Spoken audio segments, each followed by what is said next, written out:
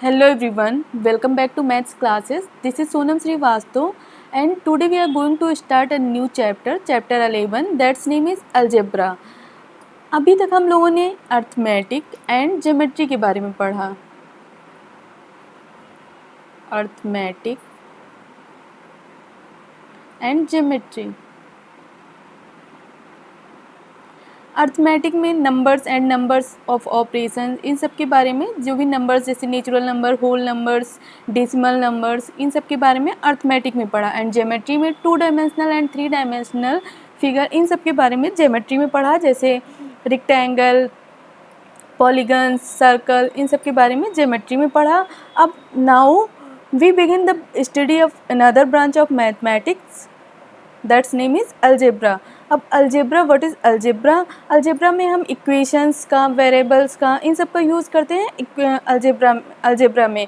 And algebra में जैसे algebra इस ब्रांच का क्यों यूज़ किया जाता है, तो अभी तक हम लोगों ने नंबर्स एंड शेप्स के बारे में पढ़ा. अब हम पढ़ेंगे साइंस के बारे में एंड सिंबल्स के बारे में. अलजेब्रा का यूज़ कैसे करते हैं, साइंस एंड सिंबल्स के बारे में. एंड जो भी लेटर्स हैं A to Z, ये सभी लेटर्स का यूज जो होता है वो अलजेब्रा में होगा. अब मैथमेटिक्स में लेटर्स का यूज जब करते हैं तो वो मैथ की अलजेब्रा ब्रांच में आता है.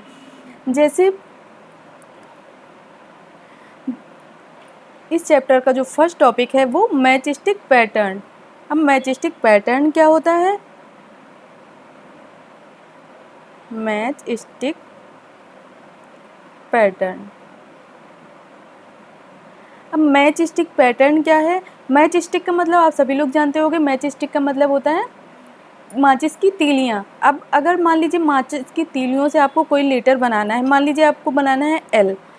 अब माचिस की तीली से L बनाना है तो कितनी तीलियों की आवश्यकता होगी? अगर सबसे पहले आप ऐसे ही तीली रखेंगे, मैच स्टिक रखेंगे, देन ऐसे रखेंगे तो ये एक लेटर बन जाएगा, एक लेटर, और इसको क्या कहेंगे, ये L बन जाएगा.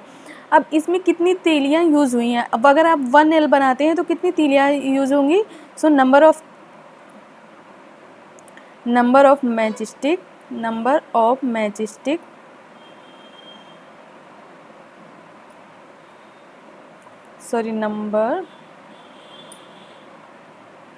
number of L's and number of matchstick.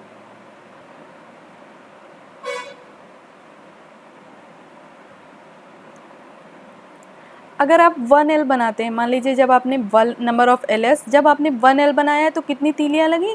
2 तीलियाँ. कितनी तीलियों की आवश्यकता होगी आपको? 2 तीलियों की रिक्वायरमेंट होगी. अब अगर मान लो 2L आपको बनाना है, एक L बना लिया, अगर दूसरा L और बनाना है तो फर्स्ट तीली ये, सेकंड तीली ये, कितनी तीली लग जाएंगी? 2 यहाँ पे लगी, 2 यहाँ पे लगी, तो अब टोटल तीलियाँ हो गई 4. इट्स मीन अगर आप 2L बनाते हैं तो 4 तीलियाँ लगेंगी. ऐसे ही अगर आप 3L बनाएंगे, सो अब अगर यहाँ पे 3L बनाते हैं तो 2 तीलियाँ और लगेंगी, तो 2 + 2 + 2 6 हो जाएगा. जब 4 तीलियाँ बनाएंगे तो आपको लगे यहाँ पे 8 तीलियाँ लगेंगी. एंड जब 5 बनाएंगे L तो 10 तीलियाँ लगेंगी. अब इसमें अगर आप पैटर्न देखेंगे कौन सा पैटर्न लग रहा है, एक हर तीली का डबल हो जा रहा है. जैसे जब अगर आप 1L बनाएंगे तो 2 तीलियाँ, नंबर ऑफ मैचस्टिक्स कितनी लग रही हैं? 2. जब 2 तीलियाँ, अगर 2LS बनाएंगे, 2L बनाएंगे तो नंबर ऑफ मैचस्टिक लग रही है 4. इट्स मीन अगर 2 × 2 करेंगे तो क्या आ जाएगा? 4. ऐसे ही अगर नंबर ऑफ LS, जब 3L बनाएंगे, अगर आप 3L बनाएंगे तो 3 × 2 करेंगे तो 6 तीलियाँ लग रही हैं. इट्स मीन सभी में किससे? 2 से मल्टीप्लाई अगर हम करें तो नंबर ऑफ मैचस्टिक्स जो है हमें वो फाइंड हो जाएंगे, नंबर ऑफ मैचस्टिक की वैल्यू मिल जाएगी. अगर हम ऐसे ही हम यहाँ पे मान लेते हैं एक कोई वेरिएबल n ले लेते हैं, अगर हमें यहाँ n तीलियाँ बनाते हैं तो नंबर ऑफ मैचस्टिक क्या हो जाएगा? 2 × n या 2n. इसका मतलब क्या होता है? 2n, कोई भी वेरिएबल अगर ऐसे लिखा है बीच में मल्टीप्लाई होता है, इसका मतलब 2 × n. अब n क्या है? नंबर ऑफ LS, जितने भी L बनाने हैं आपको. मान लीजिए यहाँ पे 1L बनाना है तो वैल्यू 1 पुट कर देंगे, 2L बनाना है 2 × 2 हो जाएगा, 3L बनाना है तो n की वैल्यू आप 3 पुट कर देंगे. ऐसे ही ये क्या होगा, ये एक रूल बन गया यहाँ पे कि अगर आप किसी भी नंबर में 2 से मल्टीप्लाई कर देंगे तो नंबर ऑफ मैचस्टिक आपको पता चल जाएंगी. तो ये क्या होगा, ये एक रूल बन गया 2n. इट्स मीन अगर आपको जितने भी एल बनाने हैं, एन का है number of, N is equal to number of L S. अब जो भी जितने भी एल बनाने, 2 बनाने, 3 बनाने, 100 बनाने, 200 बनाने, 2000 बनाने, जितने भी एल एस आपको बनाने हैं यहाँ पे वैल्यू पुट करेंगे एंड यहाँ पे वैल्यू, मान लीजिए आपको 2000 बनाने हैं तो 2 इंटू 2000 करेंगे तो आ जाएगा 4000। नंबर ऑफ मैचस्टिक, कितनी मैचस्टिक की आवश्यकता होगी कि आप 2000 एल एस 2000 एल जो है वो बना पाएँ, तो 4000 तीलियों की रिक्वायरमेंट होगी। तो इस पैटर्न को कहते हैं मैच स्टिक पैटर्न, जिसमें आपको क्या एक की वैल्यू पता हो तो आप कितने की भी वैल्यू फाइंड कर सकते हैं। जैसे एक एल को बनाने में आपको 2 तीलियाँ लगती हैं, अब आप अगर 2, 3, 4 जितनी भी 1 की अगर आपको वैल्यू पता है, उसके बाद आप कितनी भी 1000 में, लाख में, कितनी भी वैल्यू, कोई भी वैल्यू अगर फाइंड करना है 2 से एक वेरिएबल को मल्टीप्लाई कर देंगे। जैसे n की वैल्यू फाइंड 2n। अगर मान लीजिए एक दूसरा पैटर्न देखते हैं, अगर मान लीजिए आपको c बनाना है तो c बनाने के लिए कितनी तीलियों की आवश्यकता होगी। सबसे पहले एक यहाँ पे तीली लगाएंगे, दूसरी यहाँ 3, तो यहाँ पे 1c बनाने के लिए 3 तीलियाँ लगेंगी। अगर 2c बनाते हैं आप, एक ये, तो आपको कितनी तीलियाँ लगेंगी। जब 2c बनाएंगे, 1c बनाएंगे तो 3, 2c बनाएंगे तो 2 इंटू 3, 2 3 जा 6। इट्स मीन अगर 1c की वैल्यू पता है कि अगर एक c बनाने में, 1c बनाने में आपको 3 तीलियों की रिक्वायरमेंट होगी। अब अगर हम आपसे पूछे nc अगर आप बनाते हैं, या x, या ये कोई भी आप मान लेते हैं, नंबर वैल्यू मान लेते हैं, तो अब nc बनाने के लिए कितनी तीलियों की आवश्यकता होगी। तो आप क्या करेंगे, n से नंबर ऑफ 1 की जो भी वैल्यू है उसको मल्टीप्लाई कर देंगे। सो ये हो जाएगा 3n। इट्स मीन अगर 1 की वैल्यू पता है, फिर आप किसी की भी वैल्यू फाइंड कर सकते हैं। जैसे 1c बनाने में 3 तीलियाँ लगती हैं। अब अगर हम कहें 10c बनाएंगे तो कितनी तीलियाँ लगेंगी, सो 10 इंटू 3 हो जाएगा। अगर 50c बनाने हैं तो 1 की वैल्यू अगर 3 है, सो 3 इंटू 50 हो जाएगा। इट्स मीन अगर आपको 1 की वैल्यू पता है, फिर आपको कितनी, चाहे जितनी की वैल्यू फाइंड करनी हो, आप उसको क्या कर देंगे, 1 वाली वैल्यू से मल्टीप्लाई कर देते हैं।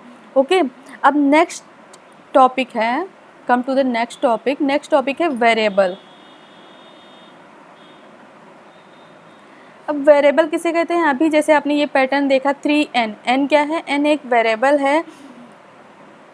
वेरिएबल में A to Z सभी लेटर्स को जो है हम वेरिएबल में यूज़ करते हैं। जैसे A to Z ये सभी लेटर्स वेरिएबल में यूज़ होते हैं। वेरिएबल का मतलब होता है वेरी, वेरी ये किससे बना है, वेरी प्लस एबल। वेरी का मतलब होता है चेंज करना, एबल का मतलब ऐसी वो वैल्यू जिसको आप चेंज कर सकते हो, ऐसी वैल्यू जिसको चेंज करने में एबल हो। वेरी होती है, जो वैल्यू वेरी होती रहती है वो कहलाती है वेरिएबल। वो वैल्यू जो चेंज करने में एबल हो वो वेरिएबल कहलाएगा। जैसे कोई भी वैल्यू आप, जैसे आपने ये फाइंड किया 3n, सबसे पहले ls का पैटर्न आपने फाइंड किया 2n, फिर c का पैटर्न आपने फाइंड किया कि 3n। अब जैसे इसमें n क्या है, n एक वेरिएबल है और नंबर ऑफ ls। अब यहाँ पे आप वैल्यू पुट करते जाएंगे, number of ls find, number of matchstick find हो जाएंगी। तो n क्या है, ये क्या हो गया, एक रूल बन गया। So variable. अब यूज ऑफ वेरिएबल, वेरिएबल का यूज़ कहाँ करते हैं। वेरिएबल का यूज़ हम अर्थमेटिक में भी करते हैं, ज्योमेट्री में भी करते हैं। जैसे ज्योमेट्री में हम वेरिएबल का कहाँ यूज़ करते हैं, इन ज्योमेट्री। अब ज्योमेट्री में हम वेरिएबल का यूज़ कहाँ करते हैं। जैसे हमें एक स्क्वायर गिवन हो एंड इसकी साइड मान लेते हैं, इसकी साइड है, प्रत्येक की सभी साइड, अब स्क्वायर में सभी ऑल साइड इक्वल होती हैं। अब अगर एक साइड जो है s है और हमें इसका पेरीमीटर फाइंड करना है, पेरीमीटर, तो स्क्वायर का पेरीमीटर क्या होता है, 4 इंटू साइड। स्क्वायर का पेरीमीटर होता है 4 इंटू साइड। पिछली चैप्टर में हम लोगों ने पेरीमीटर, एरिया ये सब पढ़ा था। सो perimeter of square is 4 into side. अगर एक साइड हमें गिवन है s, तो इसका क्या हो जाएगा 4s। अब s की वैल्यू जो भी होगी, मान लीजिए अगर s की वैल्यू यहाँ 4 गिवन होती है तो 4 इंटू 4, तो पेरीमीटर क्या आ जाता, 4 इंटू 4 इज इक्वल टू 16। अगर 5 होती सो हम यहाँ पे 4 इंटू 5 लिख देते। अगर 6 होती, 10 होती, मान लीजिए यहाँ पे अगर s इक्वल टू 10 गिवन है कि अगर एक साइड जो है 10 centimetre, so perimeter of square क्या होगा, सो 4 इंटू साइड साइड की वैल्यू 4s, s की वैल्यू हम रखते हैं 10, 4 into 10 is equal to 40।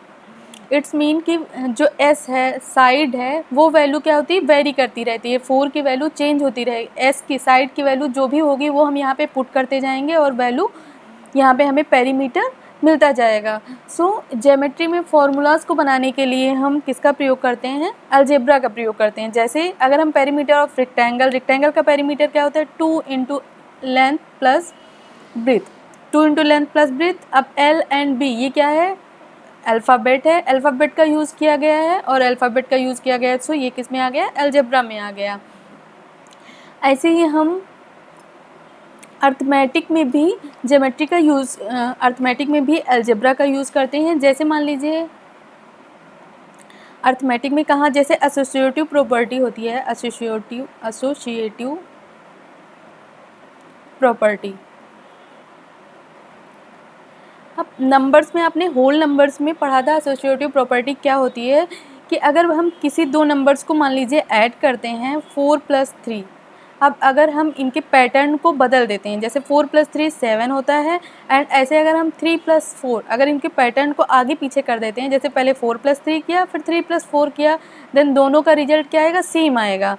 It's mean अगर किन्हीं दो नंबर्स को हम जब भी ऐड करते हैं तो उनके अगर पैटर्न को अगर हम बदल के भी ऐड करेंगे तो क्या आएगा, सेम आएगा।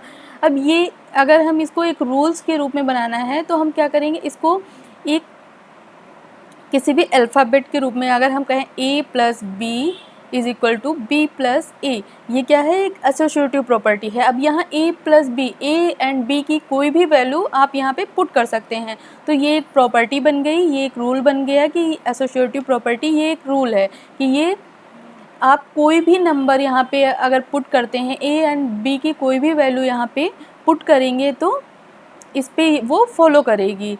ऐसे ही अगर एसोसिएटिव प्रॉपर्टी अंडर एडिशन है, एसोसिएटिव प्रॉपर्टी आप अंडर मल्टीप्लिकेशन पे करते हैं तो a into B is equal to B into A. अगर कोई भी नंबर यहाँ पे आप रखते हैं, मान लीजिए a equal to 3, b equal to 4, अब a इक्वल टू 3 है, सो 3 इंटू 4 एंड 4 इंटू 3, कोई भी नंबर अगर आप यहाँ पे पुट करते हैं तो वैल्यू सेम देगा, जैसे 3 4 जा 12 एंड 4 3 जा 12। सो ये क्या होती है, एसोसिएटिव प्रॉपर्टी। एंड इसको रूल्स बनाने के लिए हम क्या करते हैं, कोई भी अलजेब्रिक वैल्यू यहाँ पे दे देते हैं। ऐसे ही डिस्ट्रीब्यूटिव प्रॉपर्टी होती है, जैसे distributive property a + b into C. अब ये क्या है, अगर हम इनको अलग अलग मल्टीप्लाई करें, a into C plus b into C, so ये क्या बन गया, एक रूल बन गया और इसको कहते हैं डिस्ट्रीब्यूटिव प्रॉपर्टी। सो यहाँ पे अल्फ़ाबेट का यूज़ हुआ है। तो ऐसे हम अर्थमेटिक एंड ज्योमेट्री में अलजेब्रा का यूज़ करते हैं। वेरिएबल्स का यूज़ करके। अब नेक्स्ट टॉपिक है, the next topic is expression.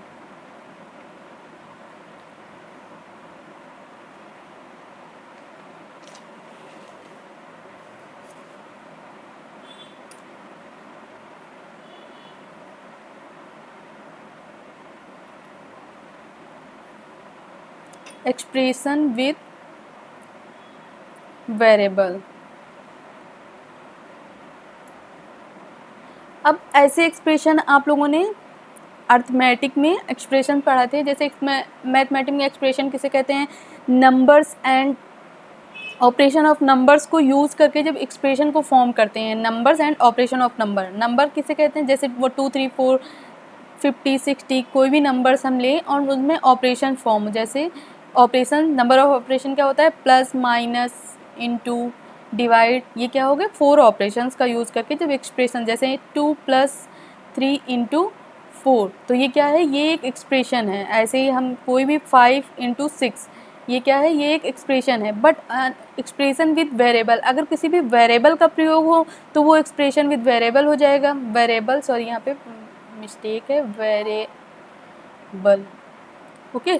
अब मान लीजिए यहाँ पे जैसे हम लिख दें 5x, अब x क्या है, एक वेरिएबल। वेरिएबल क्या होते हैं, A to Z कोई भी लेटर्स अगर लिखते हैं तो वो वेरिएबल में आते हैं। अब ये क्या हो गया 5x, x एक वेरिएबल है, सो ये एक एक्सप्रेशन है। अब ऐसे लिख दें हम 5x + 3, ये क्या है, एक एक्सप्रेशन, अगर मान लीजिए जब अर्थमेटिक में हमें कोई एक्सप्रेशन गिवन हो तो हम उसे ईजिली फाइंड कर सकते हैं। जैसे अगर हमें इसे फाइंड करना है 2 + 3 5 × 4, 5 4 जा 20। बट जब कभी हमें अलजेब्रिक या वेरिएबल एक्सप्रेशन विद वेरिएबल, कोई वेरिएबल गिवन हो और उसकी वैल्यू जो है वो हमें ना पता हो, तो आप इसको नहीं फाइंड कर सकते। बस इसकी क्या होगा, इसकी वैल्यू 5x ही होगी। बट अगर आपको वैल्यू गिवन है, जैसे यहाँ पे हम क्वेश्चन में दे दिया जाए कि x की वैल्यू 2 है, सो x = 2, सो आप यहाँ पे x की वैल्यू रख के आप वैल्यू फाइंड कर सकते हैं। 5 × x की जगह पे 2 लिख देंगे, 5 2 जा 10, सो द आंसर इज़ 10। यहाँ पे आंसर 10 आ जाएगा। बट अगर आपके पास वैल्यू गिवन नहीं है तो आप इस एक्सप्रेशन को सॉल्व नहीं कर सकते हैं। अब हमारे पास क्वेश्चन एक्सप्रेशन से कैसे कैसे क्वेश्चन आएंगे। अब कभी कभी तो हमें इंस्ट्रक्शंस दिए होंगे और आपको एक्सप्रेशन बनाने होंगे। इंस्ट्रक्शंस कैसे गिवन होगा, जैसे आपको दिया गया होगा 3 added to y, 3 added to y, it's mean y में आपको 3 को ऐड करना है। जैसे ये हो जाएगा y + 3। ऐसे ही अगर आप जैसे 7 subtract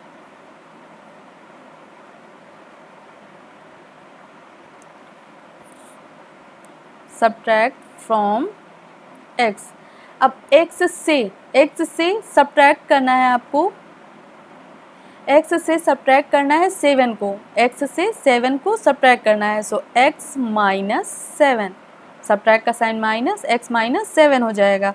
या जैसे लिखा हो x/3, अब इसको आप कैसे लिखेंगे, x / 3। सो इस तरह से इसमें क्वेश्चंस आएंगे। अब नेक्स्ट टॉपिक है equation. The next topic is equation.